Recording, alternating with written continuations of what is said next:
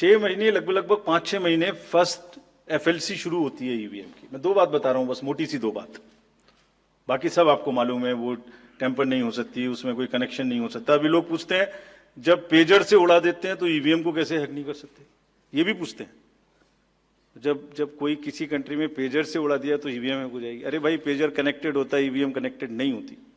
Anyway, दो बात मोटी मैं आपको बताता हूं, बहुत मोटी। 5-6 महीने पहले एफएलसी होती है, first level checking of the EVMs, और मेरे पास में एक पूरा रिकॉर्ड है। ये हम जो भी ईवीएम की शिकायतें बाय द वे आई हैं, वो हमारे पास 20 शिकायतें आई हैं।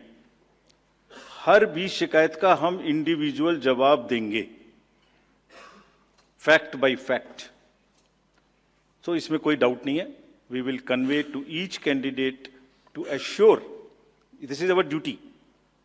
एक्चुअली हमारी ड्यूटी है कि अगर कैंडिडेट ये पूछ रहे हैं कि आप बताइए, तो हम उन्हें बताएंगे, निश्चित रूप से बताएंगे, लिख के बताएंगे, पूरा डिटेल्ड बताएंगे और जल्दी ही बताएंगे।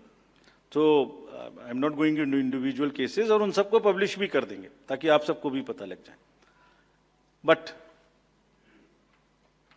First level checking, randomisation, second randomisation, storage में रखना, स्टोरेज से बाहर निकालना, कमीशनिंग करना, कमीशनिंग के बाद वापिस स्टोरेज में रखना, फिर उसको पोलिंग डिस्पर्सल के दिन ले जाना, फिर उसको बूथ पे पहुंचाना, बूथ पे पूरा दिन वोटिंग कराना, फिर सील करना, फिर वापस स्टोरेज में रखना, फिर काउंटिंग के दिन निकालना, फिर पूरे दिन दिखाना। इसमें हर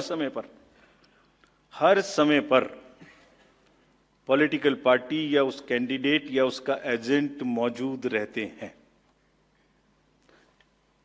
जब मशीन में कमीशनिंग होती है, उस दिन उसमें बैटरी डाली जाती है। पहले आया था, पहले और बहुत सारी चीजें आई थी कि वो हैक हो सकती है, उसका वोट इधर डाला तो इधर जा सकता है, कुछ हो सकता है। ये पहली बार आया। अब हम ये भी सोच रहे हैं कि इससे अगला क्या आएगा, हम नहीं समझ पा रहे इससे अगला क्या आएगा, बट लगता है अगला भी कुछ आएगा, रुकेगा नहीं। मतलब कितनी बार। एनीवे, कमीशनिंग बहुत जरूरी है समझना। वोटिंग से करीब 5 या 6 दिन पहले कमीशनिंग होती है। 5-6 दिन पहले उस दिन मशीन में सिंबल पड़ते हैं। तो अब मशीन में अभी तक नई बैटरी उस दिन एक डाली जाती है, और सील करके उस बैटरी पे भी कैंडिडेट के एजेंट्स के दस्तखत होते हैं। छोड़िए, मशीन पे तो होंगे ही होंगे, हमें भी नहीं पता, हमने भी पता नहीं कब बनाया था ये नियम, हमारे काम आ रहा है अभी कि वो बैटरी पर भी एजेंट के दस्तखत हों।